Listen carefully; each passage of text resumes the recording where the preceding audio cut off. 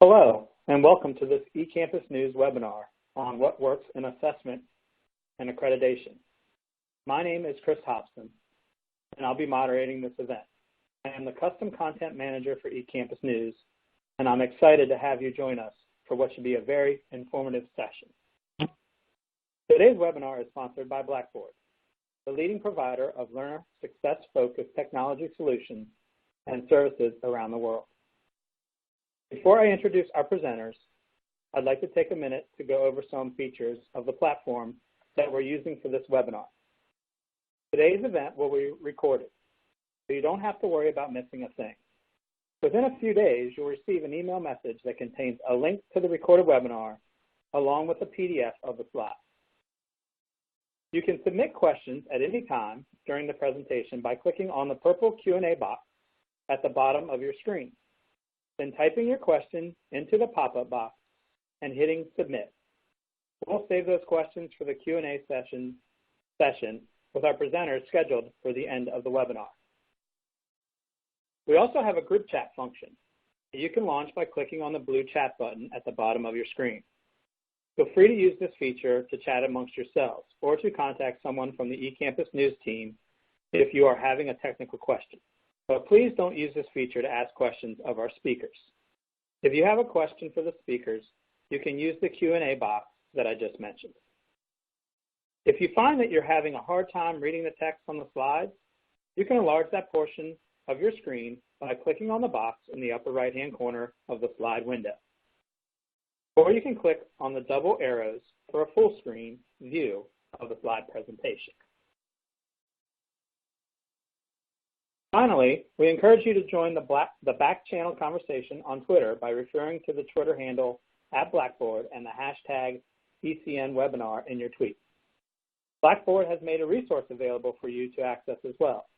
You can find the link to this material in the additional resources box on the left side of your screen. So with these housekeeping items out of the way, let's get started with our presentation. Our presenters today are Dr. Ruth Newberry, Blackboard's Principal Education Consultant, Dr. Lynn Gabriel, Professor of Psychology at Lakeland Community College, and Dr. Donna Fong, Graduate Faculty in Educational Leadership at Lamar University. Ruth joined Blackboard in 2014 with more than 25 years of higher ed experience.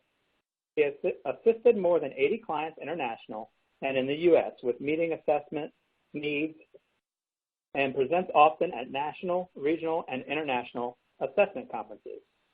Lynn has taught face-to-face, hybrid, and online courses for 16 years.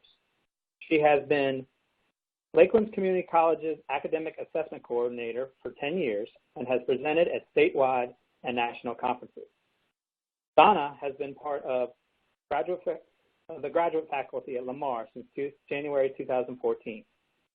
She teaches students seeking a master's in education and principal certification and has written curriculum and instructional design for several of the current courses in the principal preparation program. At this time, I'm going to turn things over to Ruth. Thank you, Chris, and thank you everyone for attending our session today.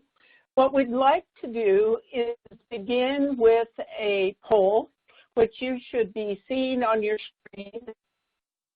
And we'd like you to just respond to this best you can. Is collecting student performance data a challenge at your institution? Yes, you still find it very time-consuming and burdensome. Somewhat, you've automated some tasks or some processes. Not at all. You're fully automated and everything is going very smoothly, or you're not sure. So if you would, please submit your response to the poll, and I'll move in a moment to the results.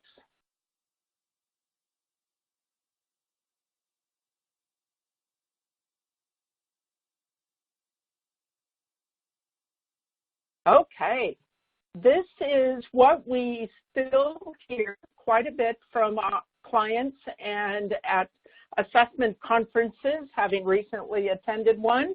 that people are still finding the assessment process, particularly the data collection, evaluation, and reporting, very time-consuming and burdensome. And what we would like to do today is talk to you about how Blackboard is addressing this issue with clients.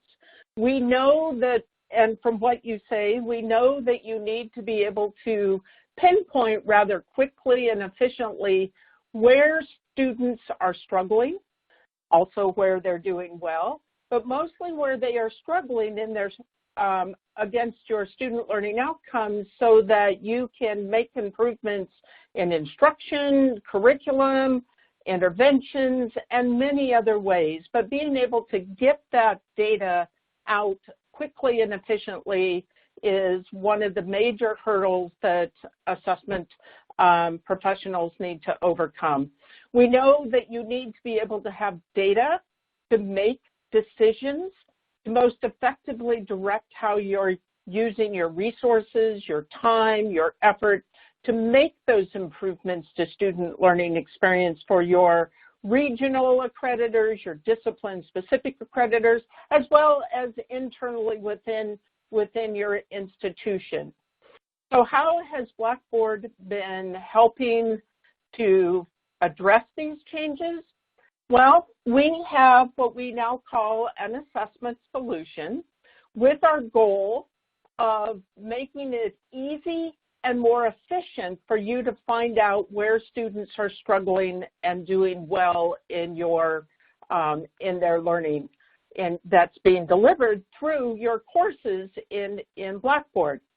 So what we try and do is help leverage what faculty and students are already doing in their course sites, which is students are submitting work to assignments and faculty are evaluating that work. So in your Learn environment today, you have a lot of course-embedded direct evidence of student performance on institutional, program, and accreditor learning outcomes.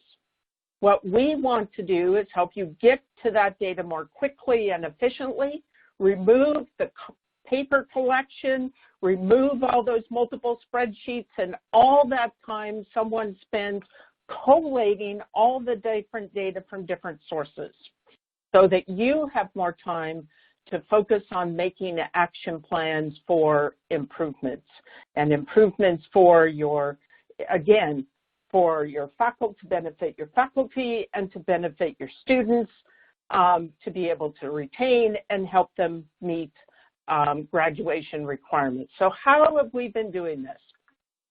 We have what is called 2 building blocks to add on top of Learn. Think about them integrating seamlessly into the Learn environment. And that's no matter whether you're using the original or ultra courses or whether you are self or managed or in a SaaS environment. Our 2 building blocks work across all the platforms that we have at Blackboard. These 2 building blocks purposely support the 2 major assessment processes for collecting data for student performance.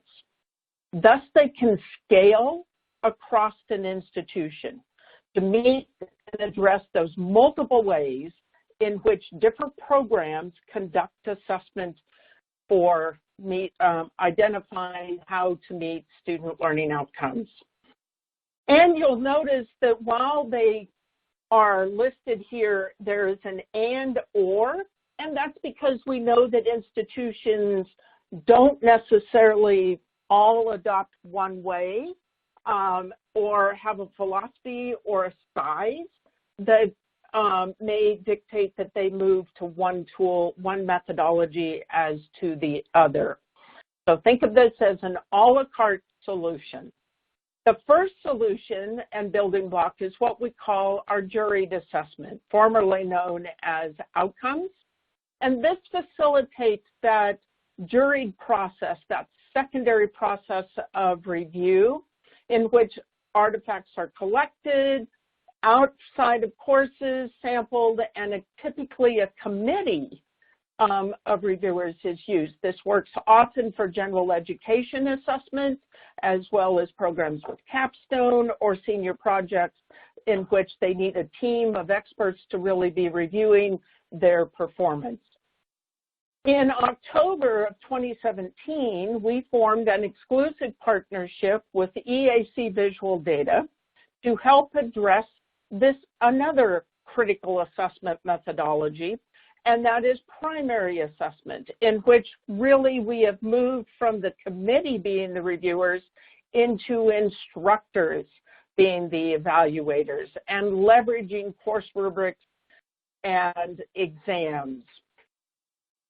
More specifically, just to go through the two processes again, the juried process automates that collection and evaluation, sampling, and reporting on artifacts that are copied out of assignments, come into an evidence repository.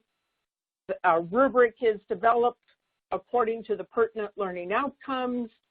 A committee of reviewers is assigned. We can randomly deploy those artifacts and provide multiple reviews per artifact to those artifacts that have been collected, and then reports can be generated. So this facilitates, again, that outside the course review. The reports dig down to where you can look at the individual rubric row criterion, how your evaluators performed or scored each student on those individual criterion, so that you can look at inter-rater reliability to be able to determine if you might need additional reviews. The other process is the primary process, and it works similarly in that we start with the learning outcomes, again, being able to make alignments this time from institutional, program, and accreditor learning outcomes to specific rubric rows or individual test questions. As students submit their work, it's the course instructors who evaluate student performance, not a team, but the individual instructors using either a standalone assessment rubric or a grading rubric that can be attached to any gradable feature in Learn, or to those individual test questions. Then reports can be generated to show how students are performing on these learning outcomes across courses, across sections and disciplines, and provide data in aggregate as well as by individual student on the specific learning outcomes being assessed through the rubric or the test. With tests, being able to provide a very robust item analysis to, again, assist with the reliability of the instrument and be able to get very quickly, almost in real time, performance data on your students. So with these two building blocks, what we have for later in this presentation is for two of our clients to speak to how these two tools are working for them. Before we do that, though, I'd like to take just another poll and ask you to think about where your assessment data is currently located. Is it in course rubrics, either standalone assessment rubrics or grading rubrics, even if those rubrics currently are not within Learn, but they could be? Or is it within exam questions aligned to particular learning outcomes? Or are you looking at artifacts that you pull out and review, or a little bit of the above, or I'm not sure?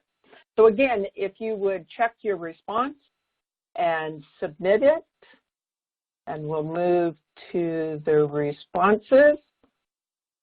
Yes, this is what we also find. It's a little bit of everything, which is why we have developed our solution here to scale.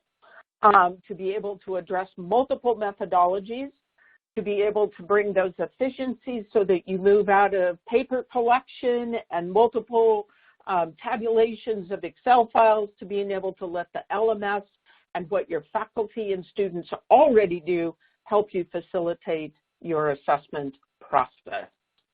At this time, I'd like to turn it over to Dr. Lynn Gabriel from Lakeland Community College in Ohio, who will speak to their use of the juried assessment tool. Lynn? Thanks, Ruth. Just a little bit about Lakeland Community College. We are a 2-year institution just east of Cleveland, Ohio. We have about 10,000 students that we serve every year, and we offer more than 100 associate degree and technical certificate programs. In the past, we had a very burdensome and time-consuming assessment process, like most of you had mentioned in one of our previous polls. And we realized that we were spending a lot of time in terms of asking department chairs to help us with our institutional and department-wide assessment process. And so we knew that there had to be a better way than the previous way we were doing things, which is to say that paper and pencil way of the chair trying to get all of the artifacts from various professors, blacking out the names of students so that they would remain anonymous during the assessment process, making additional copies of those, making additional copies of rubrics, collating everything together, distributing them, setting deadlines, and then having to collect everything back again, and then doing the tabulation of that data in an Excel file or some other way. Very time-consuming process. And so we knew that we needed to make things easier if we wanted to get our entire faculty on board with trying to help us out with assessment for our institution. And so it was at that time that we had begun to hear about Blackboard's Outcomes assessment tool, and actually had Ruth come onto our campus to speak with us about it, and it really sounded like it was going to be a good fit for us. We are a Blackboard campus. We have used Blackboard for since the beginning of time, had Blackboard around for a long time. And so our faculty were used to the Blackboard environment, knew how to navigate it, and we do actually have a significant majority of our faculty, both full-time and part-time, who have Blackboard sites set up for their students. So obviously all of the online courses, but also a vast majority of our face-to-face and hybrid courses as well. So this really seemed like it was going to be a big, really good fit for us. What we have found over the past 3 or 4 years is that Outcomes really has helped our assessment process. I'll try to give you 2 quick examples. The first example is from our business management program. What they noticed the first time around when using Outcomes assessment was that the scores on a particular artifact that they had graduating students submitting were a lot lower than they were anticipating on the writing portion of the outcome that they were looking for. The writing just wasn't up to par with what they felt was going to be appropriate for a student graduating with a 2-year business degree. And so having this data very quickly allowed them to spend more time talking about what the solution was going to be and not as much time aggregating the data, running the spreadsheets and all of that, because Outcomes assessment does all of that for you. What they discovered was that in this particular course, that our English composition course was not a prerequisite for that business course. And so they actually made a curriculum change to make the English composition course a prerequisite. Once they ran the numbers again with the next batch of students the next year, they found that the numbers on the writing part of the rubric significantly increased. And again, it was really easy for them to get that data because Outcomes assessment calculates all of that very quickly. So they were able to look really easily and find that, in fact, their solution to what they were finding was difficult actually worked. And so it was a very quick turnaround for their solution that they implemented. The other example that I have is from our IT information technology department. When it came time to assess their department outcomes, one of them was a particular outcome that every year they just sort of threw on the back burner and never wanted to assess it. And so they took a look again through Outcomes assessment and discovered that they weren't really assessing it because it appeared that the language in the outcome that they wrote was too specific to a particular type of programming and it was not broad enough to encompass all of the different certificates that IT can produce. And so they actually changed the wording of their outcome and changed the performance indicators, added that into outcomes assessment, and were very easily able to assess and find that it was much easier with the new language to assess what they were hoping to get at rather than the old way that they were trying to do it. So 2 quick examples about just 2 of our departments who have used outcomes assessment, I would say pretty successfully. In terms of recommendations for using outcomes assessment or technology in general, one of the things that really helped our campus was that we had very specific and measurable student learning outcomes first. We went into Blackboard knowing what our student learning outcomes and the various performance indicators were going to be, so we didn't have to spend that time creating those things. We had that ready up front, which made it really easy for Ruth and also our Blackboard admin to upload those into Blackboard, and it actually made the process very quick. So I would highly recommend having those student learning outcomes written out and very specific before you even start the process of looking at outcomes assessment in an online environment.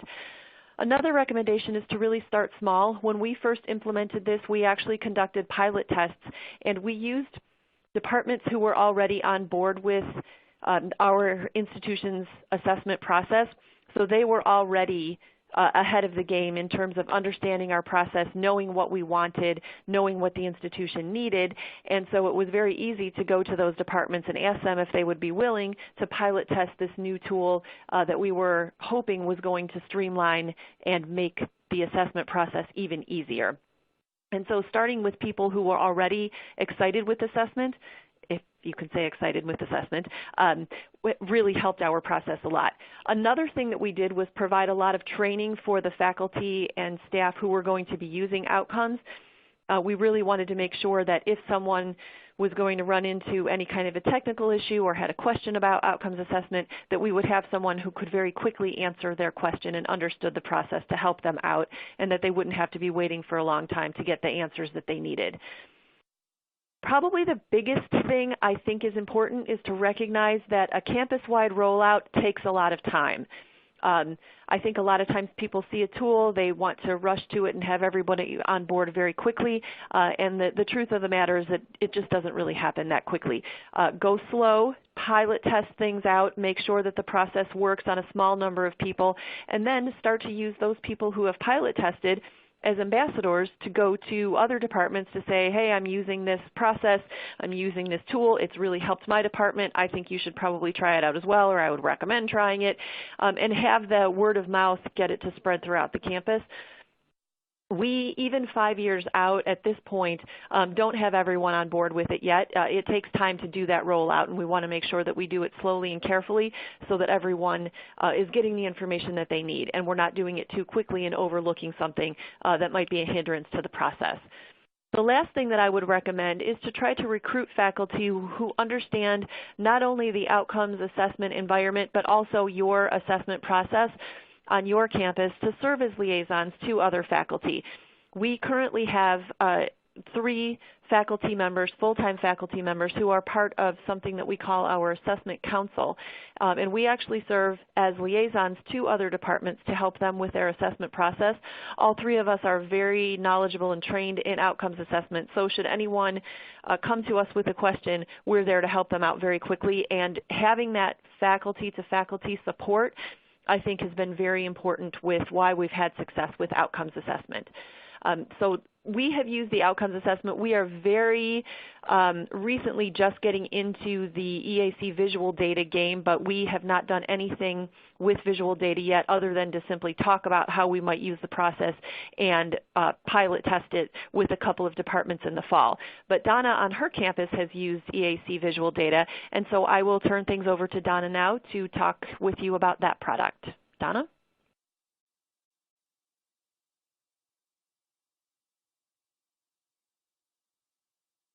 Sorry, I had to unmute. Thank you so much, Lynn. I appreciate that. And Lynn made some very good points that I just want to reiterate quickly about don't rush the process and to pilot the process. And you'll see in my narrative that that's basically what we did as well with EAC data. And that's, I think, a very important thing to remember is that it's important to really flesh things out. Having said that, I want to say that I'm happy to be here to share our experience at Lamar University with implementing EAC Visual Data. It's been really a godsend for us to do some program improvement that we really needed to do and didn't have the tools to do it. So just to give you an idea of the context of Lamar University, we're a traditional regional university. We were established as a junior college almost 100 years ago, and as you can see from the slide, we evolved over the decades into a pretty significant regional university with an enrollment at any given time of about 15 or 16,000 students. The Educational Leadership Department offers 6 programs, including 3 principal preparation programs, which are the programs I am a part of the faculty, and what I will be talking about today in relation to how we got started with using EAC data. So our principal prep programs consist of 2 Masters of Education and 1 certification-only track for those who already have master's degrees. And collectively, the enrollment in these programs totals about 1,800 at any given time. This is by far the largest program of its kind in Texas, and one of the largest, if not the largest in our nation. We have students from literally all over the world, but although they are mostly from Texas, we do serve students in states all over the country. All 3 programs are fully online and have gone through Quality Matters certification process.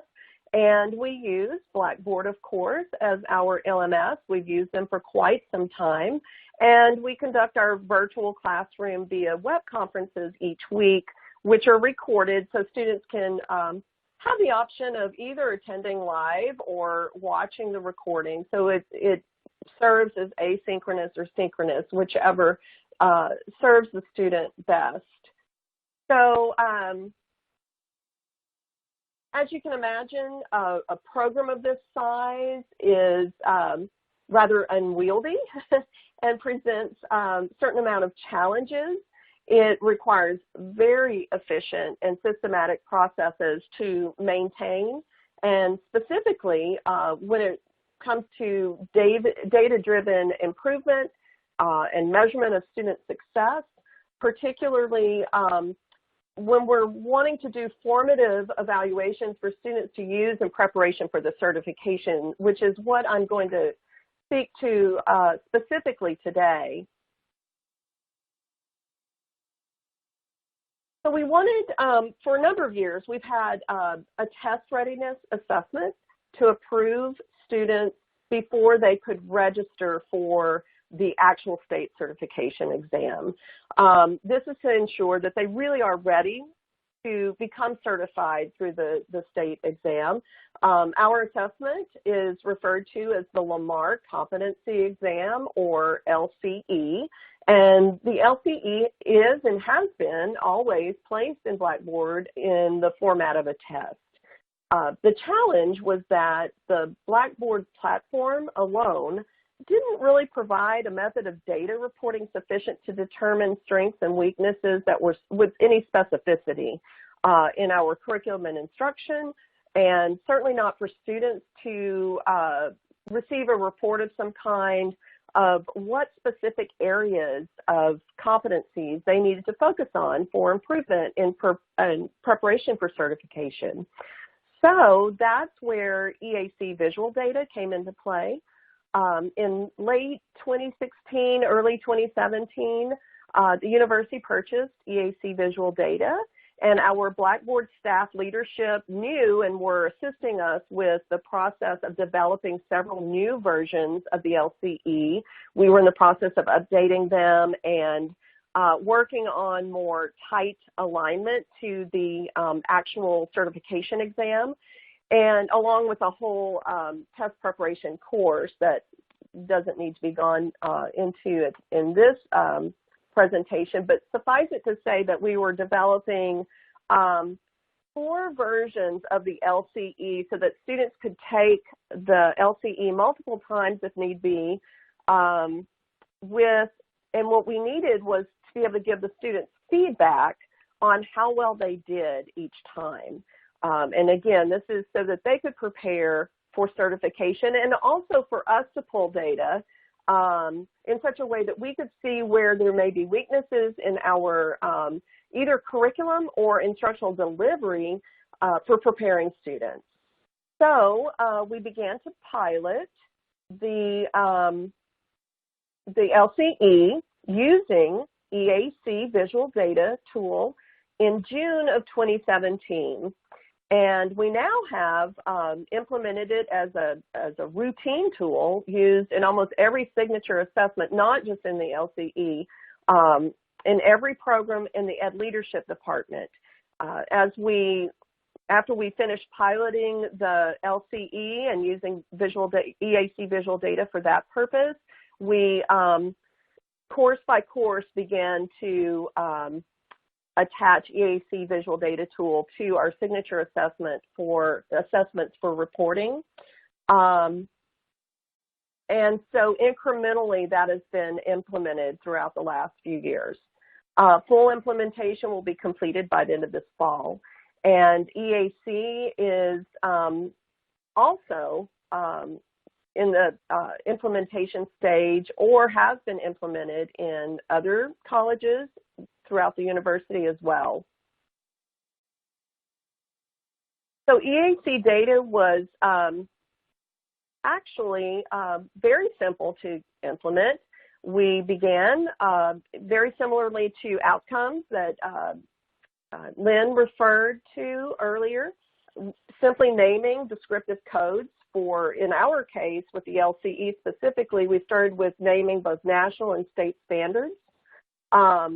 For example, in the Texas State Principal Standards, the standards are stated in domains and competencies.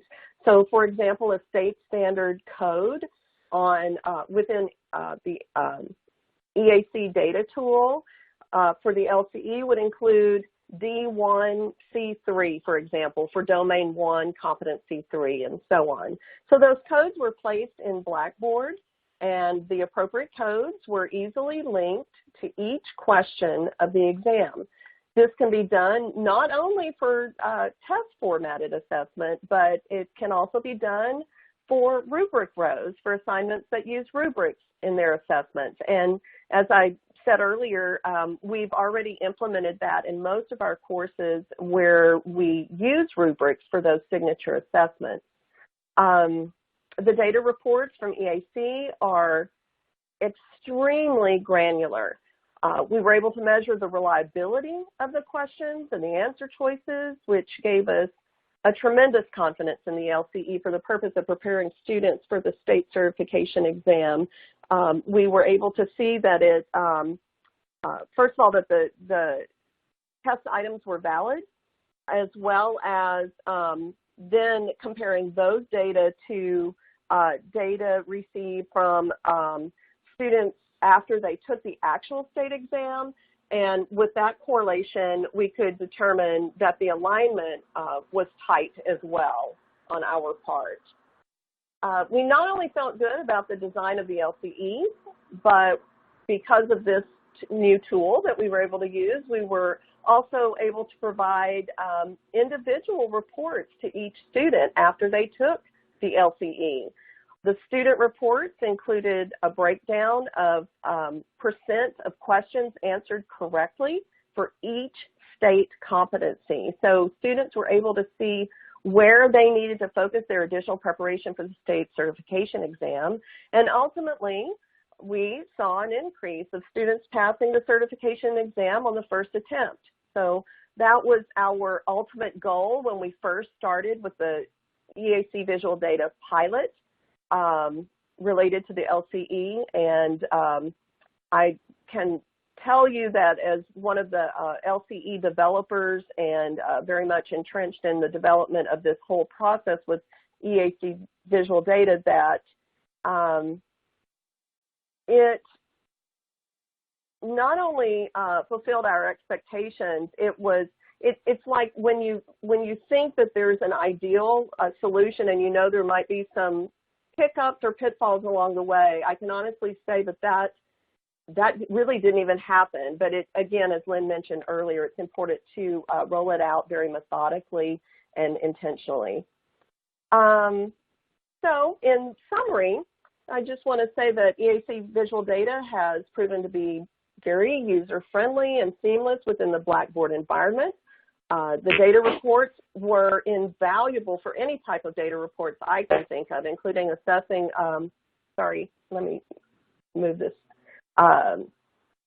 slide over, including assessment of student learning and program improvement. Also, if you have access to a programmer on your campus, simple JavaScript can be written for reports specific to your needs. And that's what we did for the individual student reports. A script was written to pull only the data that were needed for students to use for additional preparation, needed to use to mail merge out to students all at once, to a number of students at once. And I just want to close by saying I appreciate this opportunity to share. And now I'll turn it back over to Chris, our moderator, for one last poll and then some Q&A. Thank you, Donna. Take a look at this poll here. All right, so which process best fits your institution or program's assessment needs?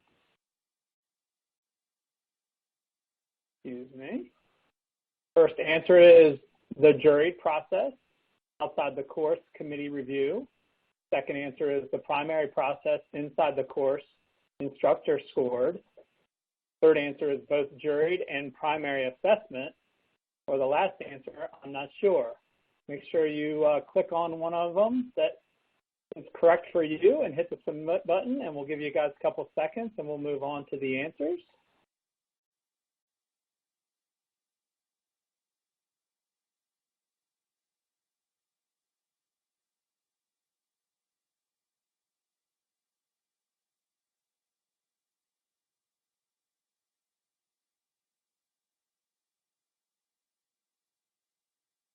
Okay, Ruth, do you want to speak to any of this or any of the other presenters on the results before we get to the Q&A part? Sure. Thank you, Chris. Again, this is one of the things that we are typically finding is that many institutions need both processes, whether that to address like general education, which has traditionally been more of that juried process and capstone courses, things like that. But at the program level, when we look at like Donna, College of Education, when we look at business and some of those others that have independent, and especially engineering, that have independent accreditors, they typically need to dig down to the individual student and student performance at very particular places across the program. So that juried process with its sampling isn't as critical to them. It doesn't get them to the level of data they need, and thus we see this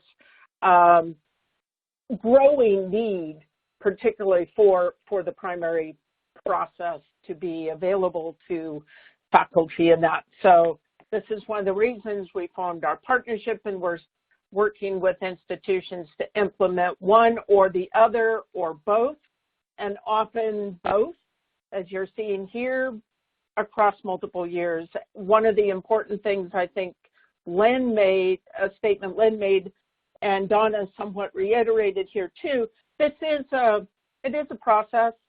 It does take time. It is not something that happens overnight. There's a lot that goes into it in terms of on the assessment side. I always say it's like an 80-20% kind of division. We need the academics to have things, to have their assessment plans, their curriculum maps, their measurement tools, knowing where their data is. then the technology can come in and very easily begin to support that. And we know, too, that we may be dealing with institutions with lower adoption than what they might like, and we have many strategies to help those users come on board as well. So this would be something I would have expected in the way that this played out. Donna or Lynn, would you like to address this? We also have a question come in from someone that I would also direct to you as well after you respond to this, if you'd like.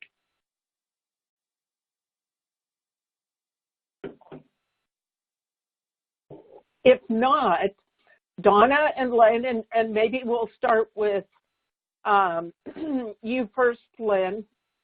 There's a question that has come in that says, our institution is finding it difficult to figure a way to collect personal information from students. Let's see, that's not the one. Hold on, my fault. Here we go.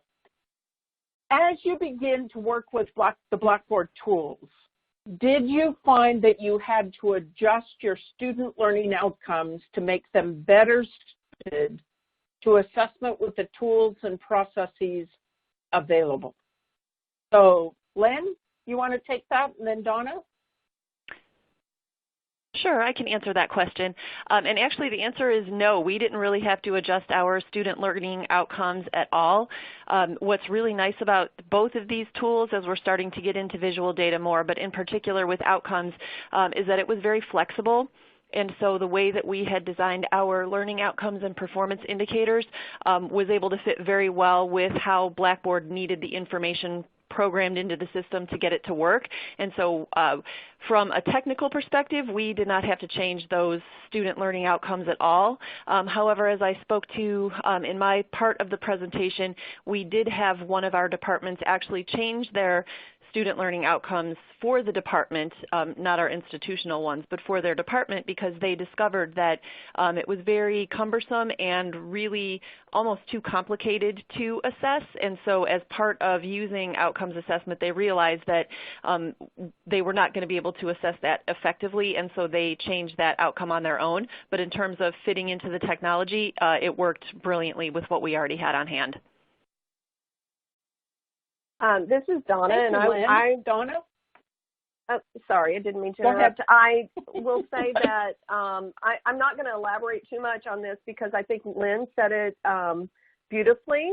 That we had the same experience at Lamar. I just wanted to let you know that it wasn't unique to their situation. If you have learning outcomes already established and they're well defined and written to begin with, there's no reason to change them whatsoever for the purposes of implementing the EAC Visual Data tool. I can speak to that.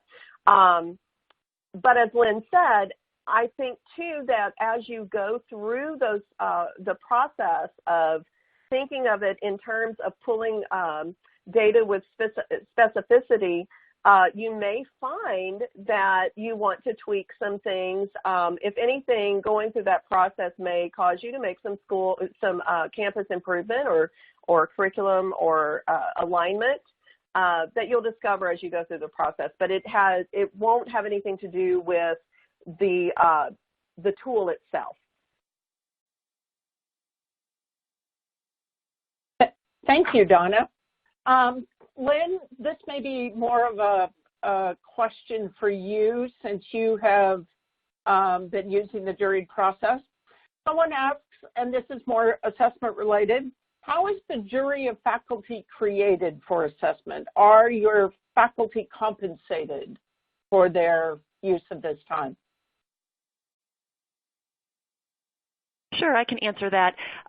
So there are kind of two answers to this question. We do have faculty who are compensated with reassigned time, and that was the assessment council that I had mentioned. So we have 3 full-time faculty who serve as the liaisons to all of the different departments and programs that collect assessment data across the campus. And we are compensated because we are kind of going above and beyond the call of duty in terms of helping people with getting their assessment set up on a yearly basis. So going through their assessment plans, helping them with their analyzing their assessment data, uploading it into the portal that we use to house all of our institution's data. So there's a lot more to that process than just kind of a couple of hours worth of work in a semester. So we do get compensated. In terms of the jury of faculty for assessment, we actually have every department and program assess their own data. Kind of through trial and error over the course of our process, we discovered that was the easiest way to do it, because if we had, let's say, for example, for our institutional outcomes, a history professor maybe assessing a physics paper, they're not going to be the expert in that field to be able to assess that paper effectively. And so what we decided to do was have each department and program assess their own data. We have a week before the semester starts in the fall and in the spring semester, where we are required as faculty to be on campus through various professional development meetings and such. And so we actually have worked with our administration to allow them to give us about 2 to 3 hours of time to work on assessment. And so it's just kind of expected of the faculty that you get together with your department. You're assigned the number of artifacts that you have to rate, and you just kind of hunker down and do it during that 2 to 3 hours. So general faculty are not compensated, but we try to make the process as smooth as possible. Thank you, Lynn. Donna, I have one for you, but I'm going to comment on it first after I read the question and then turn it over to you, okay? So the question is, how do you get students to understand the importance of assessment for the program? That is, the necessity of completing assignments, filling out all the information requested, and so forth. So let me just indicate initially that within Blackboard, many clients, we have the functionality to make it obvious, overt, to the student that an assignment is being assessed through a tag that can be aligned to it. And often I have many, many clients that do that to begin to show the student how this assessment process is directly embedded and related to what is going on in their courses. On the flip side as well, that also helps faculty begin to see some of the relevance of what is happening within their course and the activities and how that contributes to assessment. But Donna, you might speak to how do you do this within the College of Ed? How do you help make it clear to your students the importance of these assessment activities? Well, first of all, and you know, because we're a graduate program, there might be a greater sense of urgency or maturity among some of our students compared to, let's say, freshmen in just starting college. But I will say this, I think too, it's not unique, but when you have a program that is seeking some type of licensure, we have the advantage of students being motivated to prep for that. They're not just going to receive a diploma, they're also seeking a specific type of licensure, and they know that that is going to be a very rigorous assessment at the state level. So there is that. So having said all of that, we continuously draw attention to, and I think this is just good instructional practice, we draw attention to the relevance of the assignments and all of the resources in preparing them for these assignments and assessments. I would say that's the most important thing, is to draw attention to how this aligns with their learning outcomes and why those learning outcomes are important to them and whatever degree or career or licensure that they're seeking. I hope that answered the question properly. Thank you. Thank you, Donna. Len, you're at a community college where you have all kinds and levels of students. You have students coming in part-time, full-time. How do you how has Lakeland been addressing this of helping students understand the importance of these assessment activities?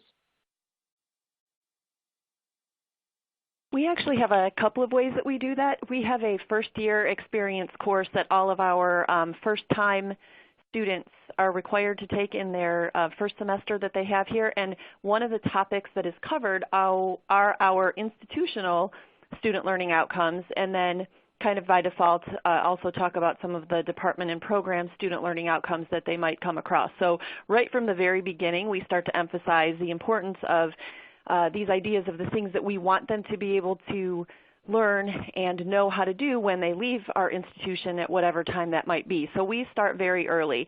In addition to that, we also ask all of our faculty, both full-time and part-time, to put the institutional learning outcomes and also for the particular course, the department student learning outcomes in their syllabi so that, again, they're something that the students are familiar with, and then hoping that over the course of time they see these outcomes were in my business syllabus and they were in my psychology syllabus and they're in my chemistry syllabus. So kind of by repetition starting to see how important they are.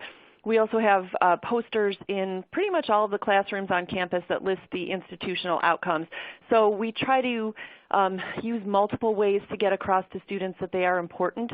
Another thing that we also try to do is ask our faculty to let students know in assignments when they are hitting a particular learning outcome. So whether it's an institutional one or a department one, to have faculty say, by the way, when you're writing this paper, understand that you are looking at the communicates clearly outcome or being able to use technological information effectively outcome, kind of bringing it to their attention. So we do it in a number of different ways across campus. Thank you. Good.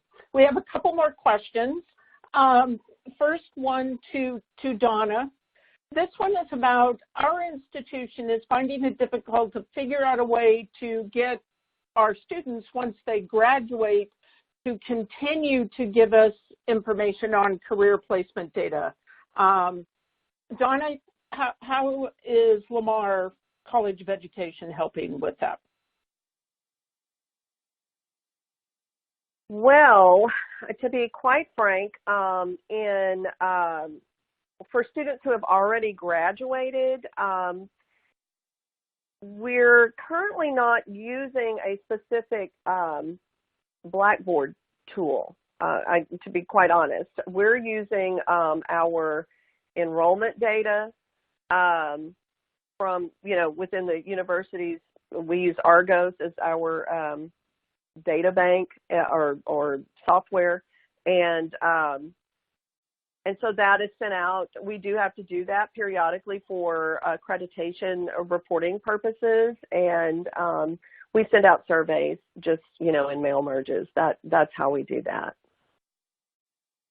Okay, thank you. I'm sorry, I wasn't more helpful with that. I did see I'm sorry. I did, well, and if I may, Ruth mentioned something that I thought you began a question, Ruth, the first question that I thought was going to lead to collecting personal data or other types of data outside of instructional data. And when I heard that, it reminded me of something that we are doing. When in this particular program, for example, I'm sure there are a lot of different situations that may be similar, but in our program, we have to collect data on the mentor of each of the students. We have to have their contact information, their school, all this stuff. We also have to have data on collected on field experience observations and feedback there. Okay. So what we have created in Blackboard, and it works beautifully, is and this is just one example. We've done this sort of thing throughout. We create in a test format whatever data information we need for those students, and they input the data. And sometimes it even includes an attached document. And so when we create codes for those data points, we're able to pull a report that gives us all that data in a report that we can sort and select and mail merge out or whatever it is that we need to do, because it's pulled and placed into a spreadsheet. So I would, if any of you need to do that sort of thing, and certainly that could be used for completers as well if you chose to do that in your final course. That's not how we've done to answer that specific question that Ruth just posed, but there are possibilities to do it that way. Okay, good. Another question for both of you probably, and Lynn, I'll let you go first since Donna's just spoken. So we all know that faculty sometimes can be averse, reluctant, not really buying into the whole assessment process. But how has using the outcomes tool and the EAC tool to facilitate your assessment processes, how has that helped to either open more conversations, improve faculty buy-in to the assessment process? How have you confronted that issue on campus? Lynn? I think that we've had some faculty who are really are power users, that we would say, of outcomes assessment, who have been the ambassadors for getting other faculty on board. So I think that just starting slow and having faculty experience success with it kind of carries over. And so we've actually had them speak when we have like professional development days on campus or various seminars or luncheons where we talk about different things that are going on with faculty, and we've had faculty share their experiences with outcomes assessment. It's gotten other people interested in it to the point where then we can start to work with the newer faculty, or at least faculty new to outcomes assessment, to get them started with the process. And then I think once they figure out really how much easier it makes their life, it gets them on board with wanting to use the product and just knowing that assessment is part of what we need to do. We all know we need to do it for accreditation purposes, for one, but also then to take a look at our student learning and make sure that we are doing all that we can do to help our students succeed. And so I think once they really start to grasp how much outcomes assessment can help them with that process, then it's very easy from there to get them on board. Okay, Donna. How have you confronted this issue?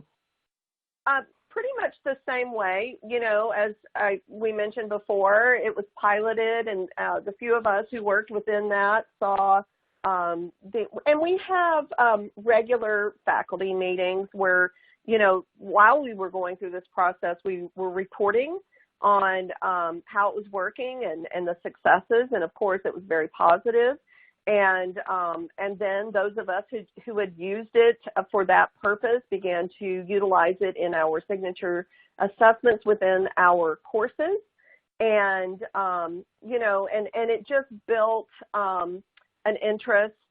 And I think it's important to not only generate interest in the way that Lynn described, in addition to that, also being, and she mentioned this in her earlier presentation, that when you have folks who are very comfortable with the processes and are willing to be a liaison or be an advocate and also be a tech support for those individuals to get them going until they are comfortable with the process themselves, that really paves the way. I think that is critical. And whether, you know, for some it will go very quickly, and for other faculty it will take quite a while, but all of our folks have gotten on board, even those who were very skittish about any sort of change, and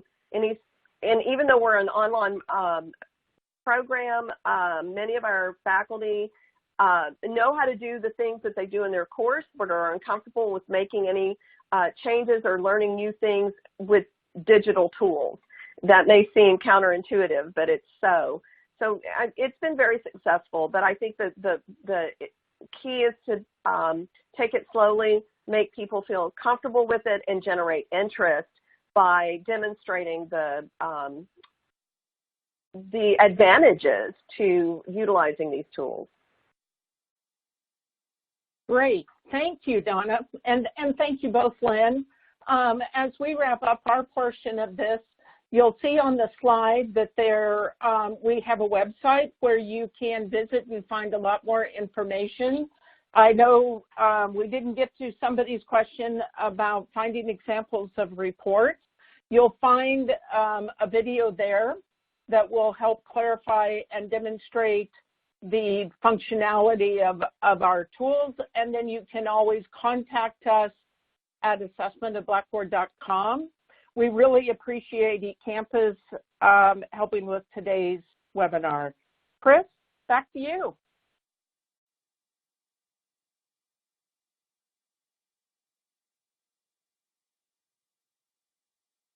Whoops, you may be on mute to wrap up. Sorry, I am back. I was muted. All right. So we're going to wrap now. And again, like Ruth spoke to, if you had a question that we didn't get to, someone from Blackboard will follow up with you directly. If you have any other thoughts or questions about anything you heard today, I would encourage you to reach out to Blackboard at assessment@blackboard.com. I'd like to thank our presenters today for a very informative presentation, and I'd also like to thank all the audience members for joining us as well. As a reminder, you'll get an email within the next few days that contains a link to this recording, along with the slides. And if you haven't already done so, please take a minute to download the additional resource that Blackboard has provided in the left side of your screen. Thanks again for participating, and have a wonderful day.